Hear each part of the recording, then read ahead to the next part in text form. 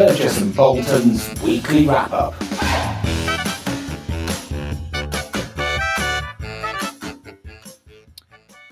Hello, Ben. Hello, Jeremy. Happy Friday. Yes, happy Friday to you too.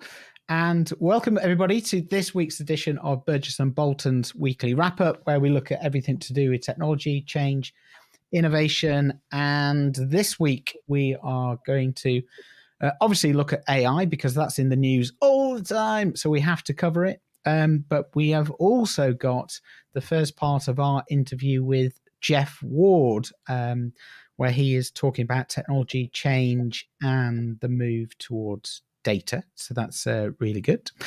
Okay, so let's get on. Press the bell button, and as always, we'll do a bit of news. So you've got some news, Ben, a bit of news about fraud, I think. Oh, yeah. I'm putting this up because it annoys me so much. And I've been talking to a few people about this, and this popped up in my LinkedIn. Insurance Times runs an article on opportunistic insurance fraud cases surge amid cost of living pressures, which is a fairly common type of thing. But we've done this before. Yep. The size of these frauds is not huge compared to the whole of the insurance industry. In banking, in credit card industry, they keep it, and the banking industry, they keep this, low key. They manage it very well in the background. They don't make a big deal of it. They don't make out that everybody's a potential fraud.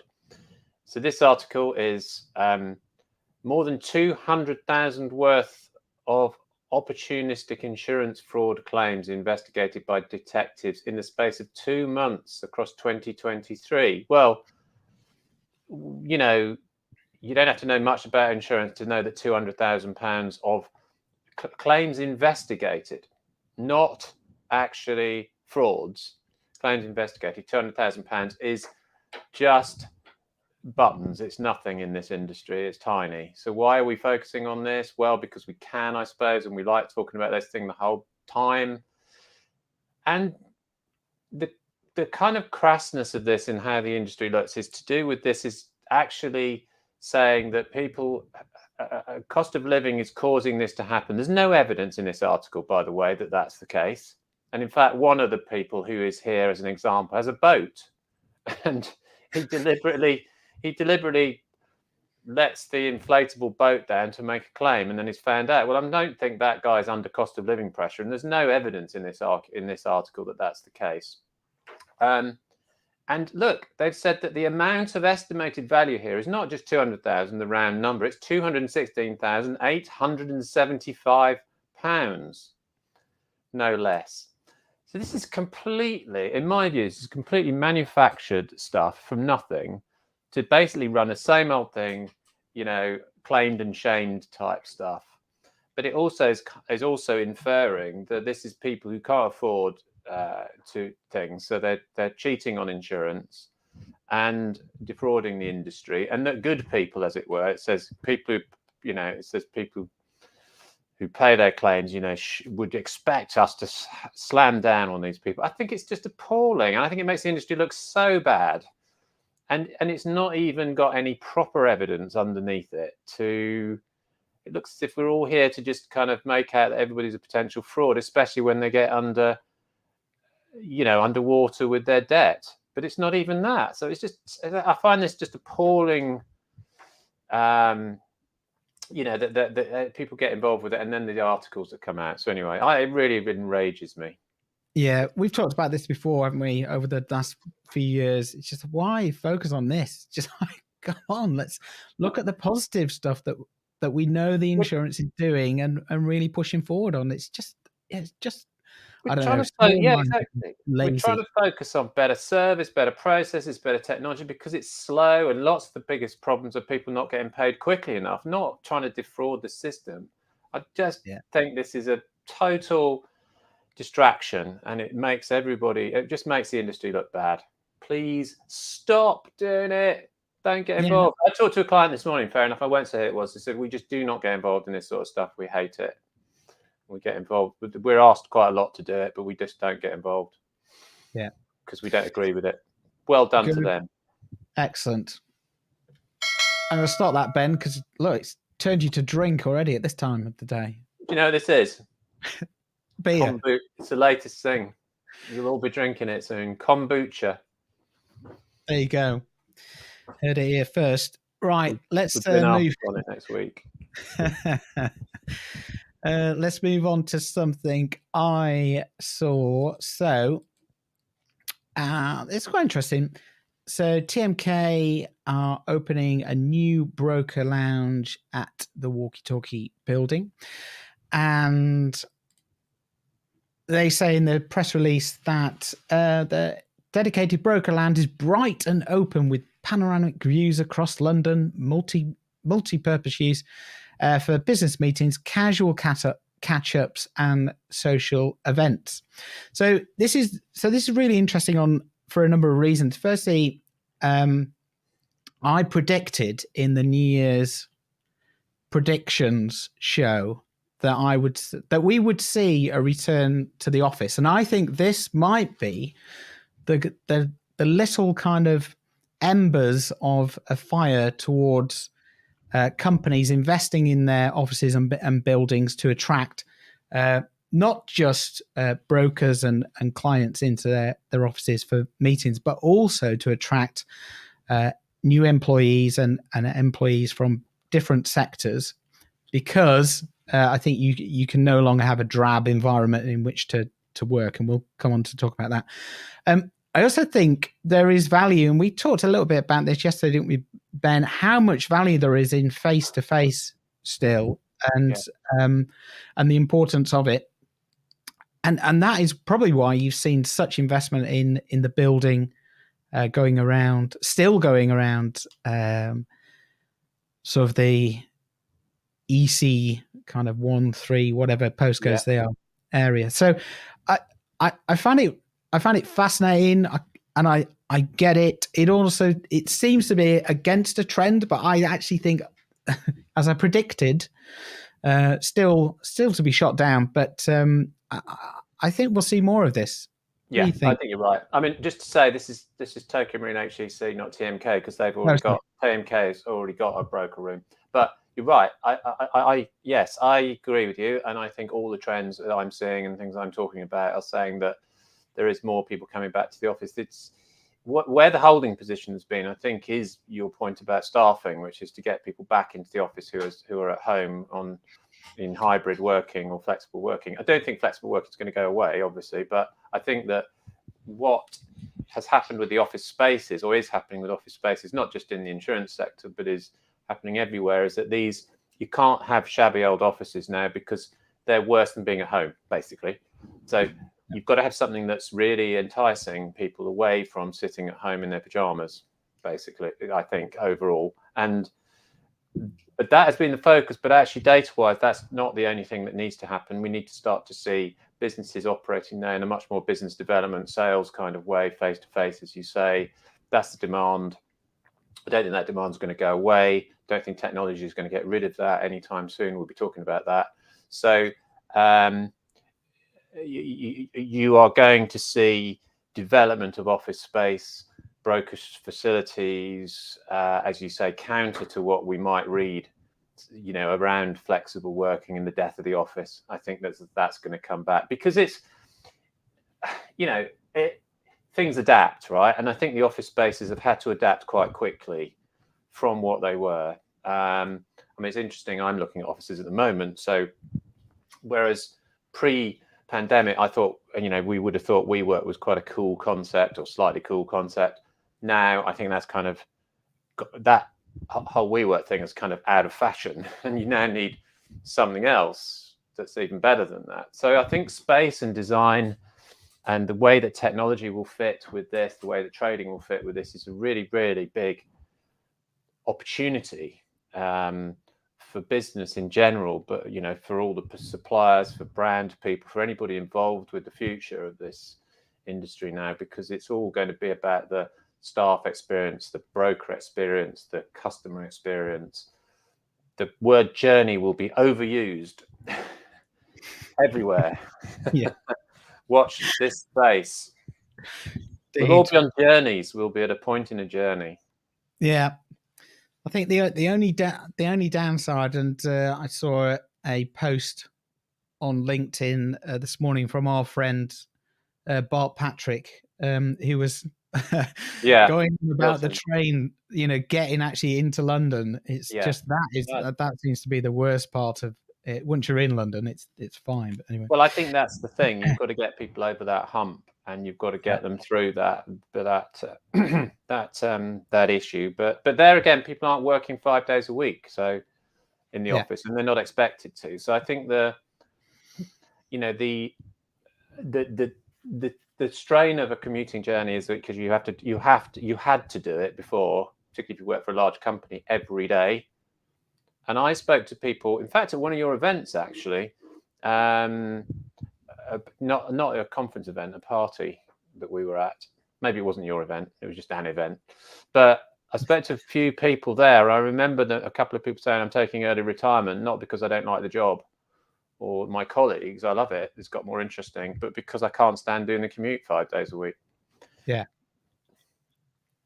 And I think as you say, the flexible working element kind of gets around that, doesn't it? Takes the pressure off it, doesn't it? So you could have, instead of having 4 bad Bart seems to have a bad journey every day, but whatever his line is, the Chiltern, whatever. But that let's take him out of the equation as an outlier, maybe. But say that you had 3 days out of 5 that were bad, you'd see that as a bad week. Whereas if you had 1 day out of 3 and the other 2 are at home, you probably would kind of say that's acceptable.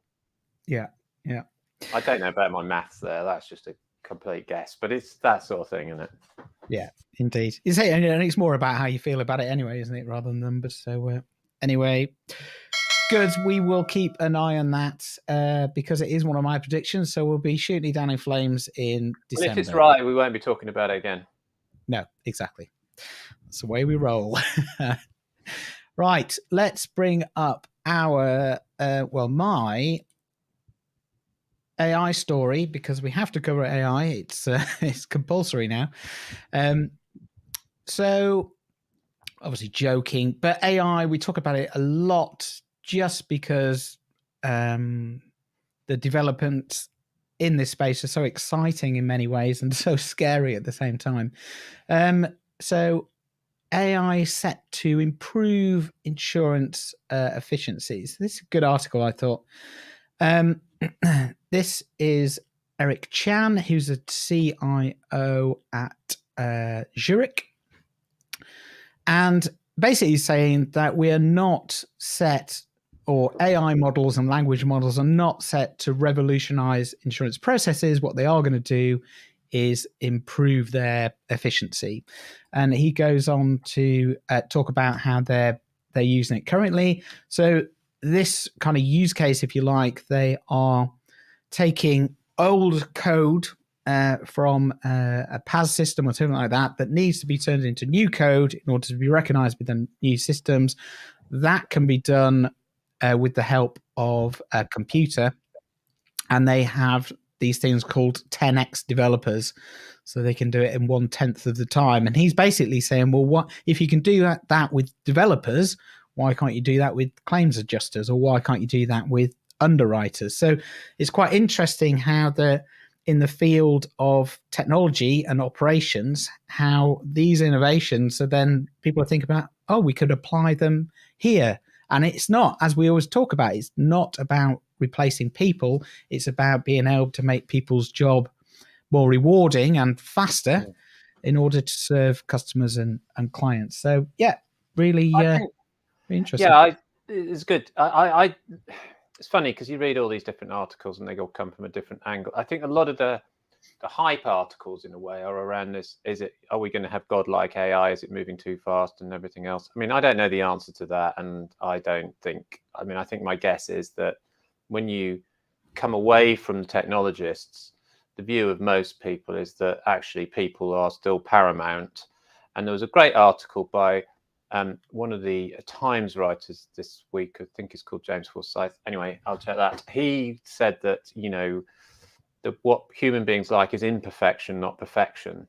And he cited all sorts of examples of how we will buy odd pieces of art, or we'll buy things because they're quirky, because they're different, and then we all look at that and think, oh, that's interesting, someone bought that rather strange modern art piece or something, because we like to see what other humans doing. We're much more interested in that as a race, and therefore AI doesn't really have that human quality, and it never can. And I agree with that. I think that's right. But what you're saying, or what this article's saying about these basics, I think we've been interested in this for quite some time, because effectively computing has always professed to be able to take away the kind of grunt work element of things, the boring stuff and repeating things. So you take something like cut and paste, I think that's taken for granted, but it's the sort of thing that I remember first using computers thinking, oh, that's brilliant, because we used to use Tipex and God knows what to change something. But cut and paste probably took quite a lot, made a lot of efficiency, but other things came in its place then, which actually created work. And so you go through these cycles all the time. But whether the idea, the notion that's separate from all of this, that somehow the computing is going to have human-like qualities but more intelligent, I still find that somewhat preposterous. Yeah, I think I agree. I don't know. It's so difficult. We've talked about it before, but the difference between Chat GTP 3 and the version 4 that came out is quite staggering. I think the jury's out for me about how much you can create natural language that humans can integrate. I completely understand what you're saying, that writing and perhaps art and things, people want more than just to come back to your art thing. They want the story and the context behind it. Where does it come from? You can't just say, oh, just put 3 words into a computer and it 3D drew or cemented or whatever, a statue, a sculpture. Well, we're not. The point is, we're not like that. The Mona Lisa is, you pay for the Mona Lisa, not the one that was copied that looks exactly the same. So that we put a lot of effort into this provenance, this originality, this connection to the human, and I think we'll continue to do that. And I think a lot of the counter things to AI are saying, well, we'll just tell you when AI is being used. So that it's what you're seeing is a facsimile of something. And effectively, what the article is saying is you can basically take out these kind of standard processes up and do an update, which is great. It's fantastic. I mean, that's really good. And I think the amount of administrative rubbish crap that people have to do in the jobs in insurance, that will make a difference. He's right, I think. I mean, I'm sure he's right, because compliance, all of the administration that's required, one of the issues. Financial reporting. Yeah, it's just all the reporting, you can see in ways that can be done accurately and quickly, and it can also be done in a kind of whole system sort of way through the AI. You don't have to build a new computer, right, to do it. So I do think that's where it's at, basically. Yeah. Cool. Right. More AI chat next week, obviously. We'll there was a really good there was a good article. Still, will be replaced. Thank God, you're all saying. Yes, so more AI, I'm sure, next week. So let us kind of tee up the interview with Jeff Ward that we're going to play. So we spoke to Jeff Ward a couple of weeks ago, just before Easter. And this is the first part of the interview that we did with him. Subsequently, Robbie Mertens from the Instech Group has written a very good report and then summary article, I think, looking at PPL and data and being data first and the landscape of the tech market in the London market. So, Ben, do you want to give us a quick summary? Yeah, well, the summary is that the article is written because two big brokers, and particularly one very big one, Marsh, have taken white space on in terms of trading, what we call trading trading systems in London market and international P&C. And this has been a battle, in a sense, a battle between PPL, which has the largest market share, and Whitespace, which has a smaller market share but is growing and has now got these kind of trophy wins, if you like, for its software. And so Robin is basically, through this article, is saying that this is now the shift toward a data-first type system. He's very much taking a technological argument here, which I don't have a problem with, because he's a kind of technology person and protagonist, I guess. And he's saying that, you know, technologically this is the future because it's data, it's not documents. Whereas PPL, who he says is a loser now, it was about document moving and shifting. Now, we did research on this, and I think he's right about that. I think the PPL system, in my view, was never really a trading system as such. It did some things that would arguably be included in trading systems, but I don't think it did what proper, if you like, trading systems do, which is allow all sorts of different communications, all sorts of platforms, and even trading on instant messaging like you get in banking and Forex and other capital markets. So he basically says that the winners are kind of Whitespace, the owner of that company, Verisk, because that has a big data business with things like rulebook and tools and things, which Marsh also uses. So he's saying that this data first creates what really is about connectivity between systems, so APIs that connect all of this up. And he says that one of the other big winners potentially is the middleware businesses who do all of this linking up stuff. But he says that's a huge integration challenge that will need to be looked at going forward. And I think that's all great, all good, and probably not very good for PPL. But I tend to think he's probably right, and it's a good article. I think he's missed, for me, a couple of points, but he doesn't have to take these on. But I think the other thing about technology is that it's got to be user friendly, and it's got to be something that is a tool that you enjoy using. Yeah, to our point about API, it's about human enablement. It's not just about whether it works and the wiring diagram works, and sometimes that can be a strong factor, as he explains. But this is more, for me, that Whitespace always was the more user friendly. I think it opens up competition to more of those kind of user friendly front ends. Who in the end cares, other than the technologists, about what happens underneath the bonnet of the software systems? Nobody really, but who's using it. What you want to know is it going to happen. So the brokers are developing their technologies. So this is much more like the real world, where there is a messy period of competition and joining up and sellotape and string to make it all work. But then emerging from that will be the next best thing all the time. And I think that's great. I think that's exactly what we want.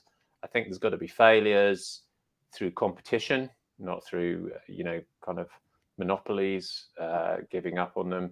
I think it's also got to have ingenuity and innovation, and it's got to attract in people with ideas, to make these things work. So it's good. I think it's a very telling argument from someone who's, like Robin, who's well respected in the insurance tech space, insurtech space, if we can still call it that. No. And where does it go from here? Well, lots of shift and change, and he talks about maybe Aon will take it next, and then that'll be it. It'll be all up for grabs. Indeed. So with that, why don't we introduce Jeff Ward? We'll play the interview, the first part of it now, and then we'll come back and have a quick chat. So here we go. Joined today by Jeff Ward, who was head of EBIX, 30 years experience in the London market, and now technology consultant. Welcome, Jeff. Delighted you could join us today to talk a little bit about technology and change. Thanks very much for having me. So I perhaps I could start off by just asking you kind of what's the most exciting kind of tech development for the London market? What What do you see on the horizon? What's interesting you? I'm very tempted to change the word exciting to critical, just to sort of start the thing off. I mean, there's an awful lot of exciting developments. The insurance technology world is still alight with exciting developments, but my main concern is that we need to get the boring fundamentals sorted out first before the exciting stuff's going to do its job properly. And I think one of the most crucial developments, really, I think, is surrounding the work that the Data Council's doing in developing standards for the transfer of data between the supply chain and the underwriting community. I've got a fundamental belief, really, that until that job's done, and the CDR is a great start, but it's not a finish. There's an enormous amount of data that comes into the market on bordereau and slips and schedules of values and so on and so forth. And there are no particular standards that are universally adopted to allow that data to come in properly. So I'm really very boring, really. Is that I think that this has to be done first before we can really get the benefit of all the really interesting technology in AI and data analytics and so on and so forth that InsurTech is bringing us. The job that even underwrite, I mean, the CDR is obviously particularly important for the downstream processing, with the bureau and everything else, and you've got to start somewhere. But there is an area of cost that's really quite alarming within the underwriting community, and its ability to, at the moment, ingest all this wide variety of data and information as distinct from data that's coming in on submissions from brokers. And at the moment, it just costs an enormous amount of money for these people to sort of try and digest it into their quotation systems, and even just the ability to triage placements as they come in. You've got to get inside these submissions and get some data out so you can work out what's in it and where it needs to go. We can't even do that properly yet. So looking at all the things that we could do downstream once we've got that lovely data, I think it's fascinating, but really, I'm repeating myself. It's not an unusual condition. That needs to be done first. So, hi, Jeff. Hi. I just wanted to a couple of questions, really. One, you say that the work that started is good, but we're only. I get the sense from what you're saying that we're really only at the beginning of this, and I know from what I do with data that you've actually got to do a hell of a lot of work to kind of eat into the problem, haven't you? Because if you only fiddle at the edges, then in the end that all kind of unravels again, doesn't it? And you end up in the same place you were. So I was just wondering how far in you think we are, or is there any sense of that in terms of what is happening with CDR and Data Council and so on? Well, I don't have any particular insight into what the Data Council is thinking and doing, and I've seen the CDR and the MRC. The MRC3 that sort of has the same data on it, and yes, I mean that's taken quite a while to get to this point. I don't, probably the best part of a year, and that constitutes, round numbers, 200 data elements, and I think we're all well aware that there are, if you take all the different classes of business that we bring in through the delegated authority route, and all the different classes of business that we have schedules of values for on the sort of heavy lifting open market side, there are just thousands upon thousands of data elements. Now, it may not be practical to try and define a data standard for all of it, but we really need to get to the point where we can exchange the bulk of this information using a standardized method. Otherwise, the industry of spreadsheet massagers within insurance organizations is just going to carry on growing. And we are still massaging data and interpreting data and trying to map it into what we need across the entire market, with various different people doing the same job on the same sets of data to do quotes in parallel and so on. And this is enormously expensive, and it's also not giving us what we would really want to classify as data. This is massaged data. This is interpreted data. And unless everybody's doing it in exactly the same way, which you can always guarantee they're not, this is not really, we're not really getting deep into where we need to be for a modern data market. I mean, I do understand the problem is enormous, but we have to start somewhere. And I think probably the biggest problem of all is incentivizing people to give us the data in the first place. It's how do you ask a supply chain that has been doing it this way since Charles Dickens was young to change and to implement new systems and to adopt new standards? I mean, how do you do that? You can only do that if there's a reason for them to do it. They need to be incentivized. I mean, obviously change is extremely difficult to impose on people. You have to make them want to change because there's a reason why they should do it. And everybody in the supply chain, well, one would imagine that the reason why they would want to engage with new standards is that they can reduce their costs. They will earn some part of the dividend that we will all earn in reducing costs overall in the distribution process and the cost of underwriting. And isn't that, Jeff, a problem? Because the one thing I've always thought about the market is that the problem when you look at underwriting versus broking is they're two entirely different business models. Mm-hmm. One is a cash flow model and one is taking a bet on the capital effectively. And but those two things, when you ask about sharing data, in a sense, feels to me like they come into conflict a bit, because even if you just look at the numbers at the moment, the brokers for the last 20 years have been making decent money and growing and being very successful, whereas the carriers, in contrast, have been making underwriting losses until just about this year. And yes. How long will that last? So in a sense, the incentive has got to be huge for the brokers to. I mean, I know they don't pay for some of this stuff, but I don't know whether you kind of have a sense of that as to whether that's really soluble. Well, I don't know. I don't know if it is, to be honest. I think that the problem, as I see it, is just relatively straightforward from an arithmetical perspective, rather than getting into the differences between the brokers and the underwriters. Is that there is. Why do we want this data in the first place? We want to do better underwriting with it, yes. We want to be more efficient, yes.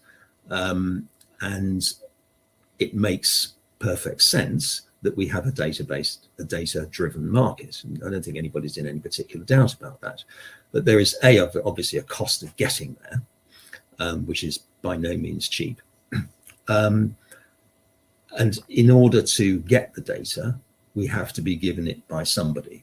So therefore, there is a calculation that you should be able to do that says we predict that we will be able to save certain number of percentage points on the distribution costs or on the processing costs if we could get this data flowing smoothly through the distribution chain into the systems.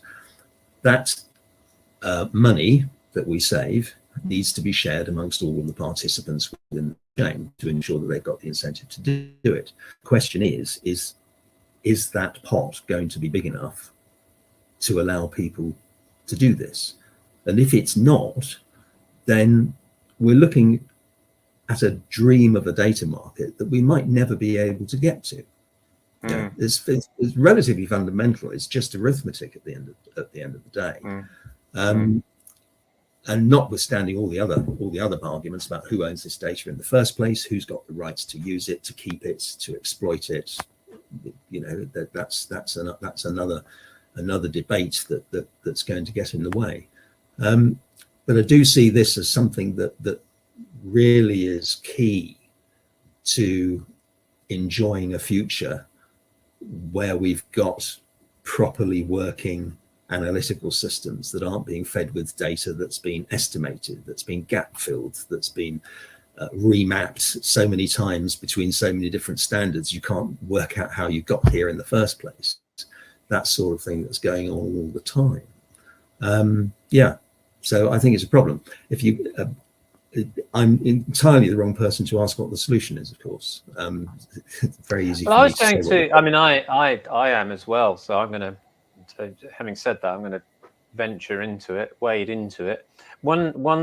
A couple of things that strike me over conversations through the last few years was one very large carrier who said that they'd given up on data that they had held internally, and said we might as well now go forward into just publicly available sources like Google and so on and use those data sources, because even though they're not brilliant, they're far better than wrestling with what we've got internally. And you know, and and the other one is a Silicon Valley company that took almost the same view, which was to say, actually, the way we can use technology in terms of grabbing data, we will just go for Google and other sources that are publicly available sources, and accept the downside of that. But quite frankly, compared with what the insurers are doing at the moment, is going to be better, you know, because at least we've got somewhere to start. And I'm only saying this because it seems to me that that's a sort of more pragmatic view. But you kind of have to throw a lot away to get there. Yeah, it sounds like a view that is particularly easy to argue in personal lines insurance. Insuring somebody's house, just take a really sort of facile example.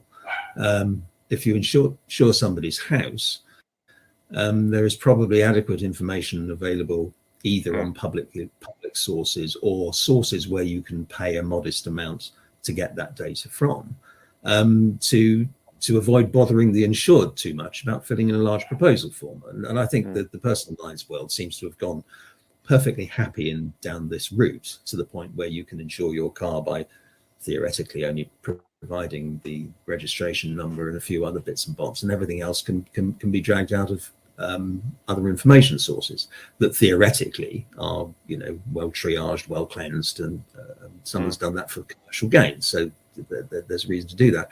I think the argument gets a little bit harder when you're talking about large commercial insurance. You know, the information that is going to make up the definition of a large commercial risk, you know, all about the factories and what's in the factory and how that factory is constructed, and, you know, where the pipes go and so on and so forth. This isn't information that would necessarily be available from somewhere else. So we've got to get it from the insured, or the broker working with the risk management people within the insured, and which they do at the moment. Absolutely, they do that. But I think, you know, it's the way that it's conveyed to us that needs to be improved. So I think that there is a company in the States whose name escapes me now. Might be called Archipelago, but I might stand to be corrected on this, who I understood some few years ago had set up a database into which large companies could gather together all of the information pertaining to their operation that could then be shared with the likes of insurance companies. So that would seem to me to be a fairly good way to go. But then, of course, the insured would need, one would imagine there's a price for that. It's not a free service. So the insured would need some incentive to use it. And that would the only incentive that we can provide the insured is well, it's either a better claim service or it's a lower premium. There's not much else we can do, is there? So I was just going to ask as well, I wonder whether, this is total speculation, but I've always wondered about whether we need all the data that we collect, because sometimes you can find, you know, correlations with certain portions of data. And I'm thinking in particular, like the brokers, you know, hold a lot of claims data, for example, collect a lot of claims data, and they sell it to captives and so on. And that, I just kind of wonder whether sometimes, because of the way the product is sold, if you like, in the commercial market, you have to look like you really have got all the data, when in reality, what you've got is crap. And and I'm not just saying this, right? I know senior brokers say this. They said there's no way the underwriter has got a clue as to all the ins and outs or whys and wherefores of this particular risk, because they're so far away from it these days. So I'm just wondering if there's other pieces of data that would be just as good. I'm just trying to simplify it, because if we're not going to get there, then maybe we just simplify it and see if it works just as well. Well, I suppose there's a potential problem with that line of inquiry, because obfuscating the lack of data in the current manually underwritten world is probably perfectly innocuous, because there's no systems there that are craving this data to do something with. But I thought that one of the whole points of going for a data market is that we can do better underwriting, for example, with more data, with more accurate data, with lower level, more granular data. We can be more precise and more surgical about how we underwrite business. So I think that, if the data's not there at all, we've got a bit of a problem. So are we craving stuff that's simply not available? I don't know. I get it. I'm just wondering whether, and far be it from me to undermine the whole premise of data, working data. It just is interesting to me in terms of the range of views on data that people have, and I think whether you set the bar so high that it's impossible. I mean, I don't mean you, but generally the market, and whether in fact, maybe the market has always worked with imperfect or very imperfect data, and there's something else going on. And you might also, just to build on that slightly, Ben, there are technologies now. If you look at some of the sophisticated AI tools that are available, that could possibly gather the data. What you're saying, Jeff, is that we get the data, but it's in a manual process, and then someone needs to put it into a system. Well, actually, maybe the computers are going to be able to become so sophisticated, but that they'll be the middleware, if you like, between and then so to cut down. So maybe it's cutting down the amount of work. There's only a few fields that needs checking because the computer's done 90% of it or 80% of it or something. I certainly buy that. I mean, at the moment, it is a line of defense that's being used by companies across the market to use AI or machine-based learning software in order to interpret documentation, for example, and other types of system in order to massage spreadsheets and take them and put them in another format, and so on and so forth. But I suppose I've got there's just a slight sense of ill at ease with that, because that's not really using data. That's using information provided that we have no means of being able to validate until we've tried to turn it into data. This data has been sent to us in a format that doesn't require validation. And of course, data is only really data once it's become valid. It's become validated. It's proven to be correct. And I think that this is all about problems, isn't it? This is terrible. This is very negative. But the ingestion of invalid data is not really much good to anybody.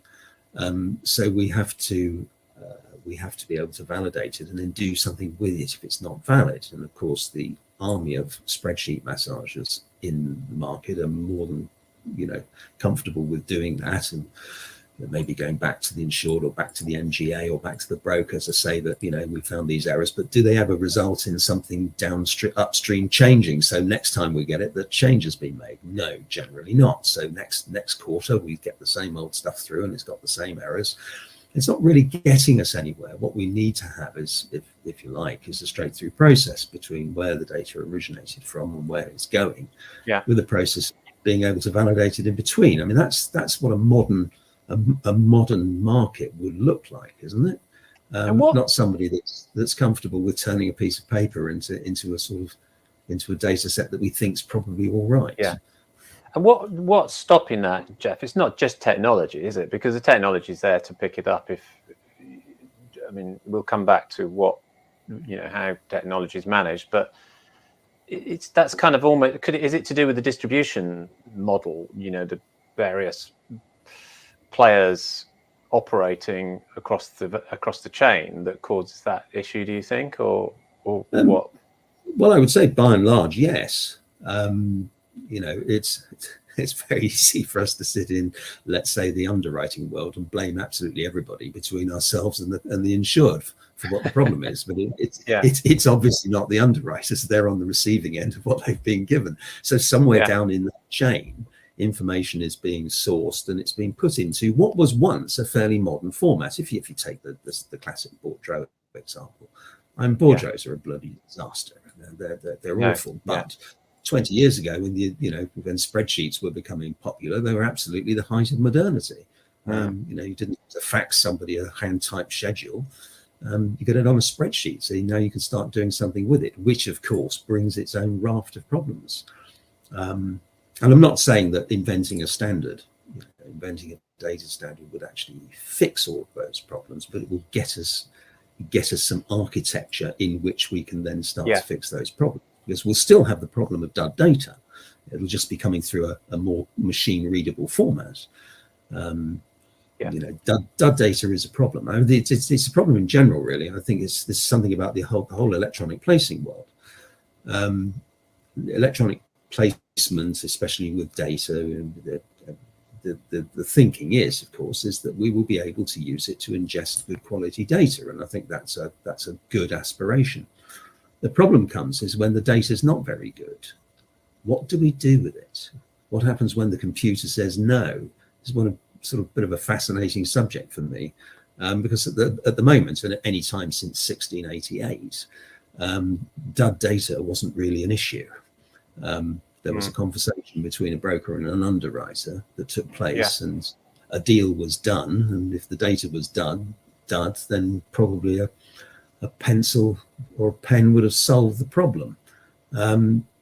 If you're going through a computer with the aim of getting good quality data into your underwriting systems, theoretically, you can't allow dud data. You've got to hold the deal up until the data's right. And that's a bit of a problem. You can't. Yeah, we can prove that at the moment because we're doing work on the trading in the UK market where it's pretty well embraced by most brokers, but the issue they have is with escalation options. In actual fact, the computer saying no, and one of the reasons for that recently, of course, was the rise in asset prices. So the system hadn't been updated, for example. So therefore, there were limits that were being applied that were not realistic, for example.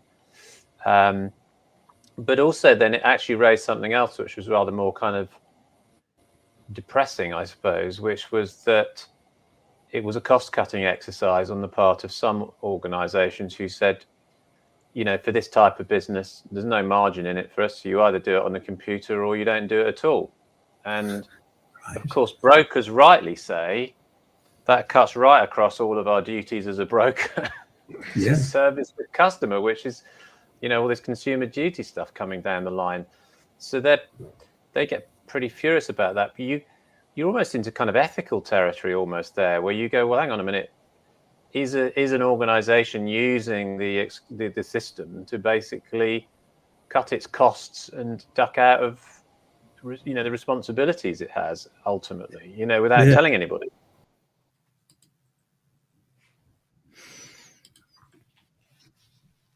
That was good, wasn't it? Yeah, it was good. Yeah, good when you say it back. Yeah, it is. It's really good when you listen to it back, as we always say. I think to build on, I suppose, a lot of what Robin was saying in his article, it's about being data first. It's about having that landscape out there of choice, and then looking at business problems and how you solve them. The interesting, discussion that we had there with Jeff, and Jeff very rightly sticks to the point that you've got to validate data. It's pointless having incorrect data, and I think I was just prodding maybe unfairly a bit at, well, can we ever get that? And I think he also said, maybe we've got a dream of data market that we might never be able to get to. And I tend to think that probably is the case, because it's nirvana that we'd have all of this data, and we don't currently work with it. But the insurance market works, right? I mean, it might not always make as much money as it wants to, and it might have some issues and some problems, but it still works and it's vast. And most of the time, claims are paid and businesses get back on their feet. So the question, partly at a bigger level, is how big is the problem, and is data the solution? And I know we're getting kind of quite metaphorical territory, where it's, but you kind of do have to look at it in my view that it does kind of work with imperfect data or terrible data at the moment, but is our belief, if you like, that actually somehow there's going to be all this amazing data in the future, that comes through these fantastic integrations and God knows what else, is that just pie in the sky? And I think it might be. Yeah.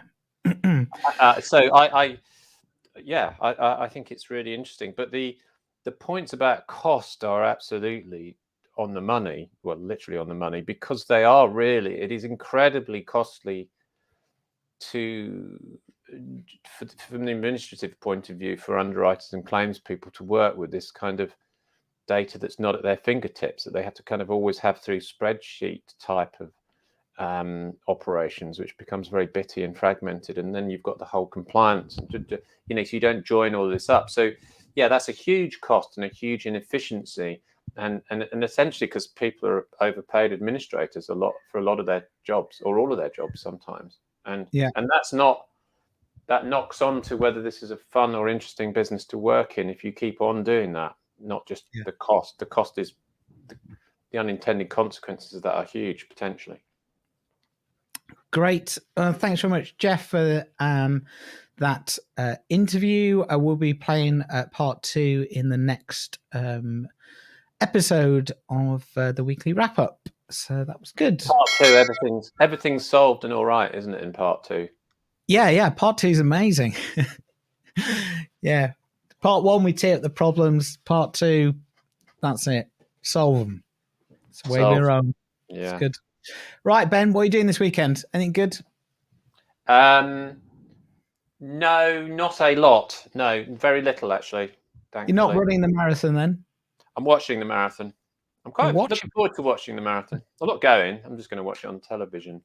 Yeah. But yeah, I think it'll be good. Yeah. I don't know many people running in it this year, but it doesn't matter. Quite like it. Yeah, I quite like it as well. I like watching people suffer. Having done it once, I know the pain of it. I'm just, God. Yeah. Good luck to them all. It's tough. Yeah. Yeah. Tough. Very good. Did you see the Extinction Rebellion story, I think, the other day, where they're going to not disrupt it? They're not going to disrupt it. They're actually going to guard it. They've kind of guarding it. That's a poacher turned gamekeeper, literally, isn't it? Yeah. And that's it. So I'm going down to protest about the Extinction Rebellion not being protesting enough. Yeah, that's a good one. Yeah. Well, I think the Stop Oil one is going to do it anyway. So yeah, that's it. It's I don't know what they'll do, but I mean, when I was running it, if someone had protested and made me stop, I'd have been delighted. Yeah, thank you. I'd have gone, oh well, I can't run the next 10 miles then. Oh, what a shame! I was definitely going to do it. Oh, good. And have my medal.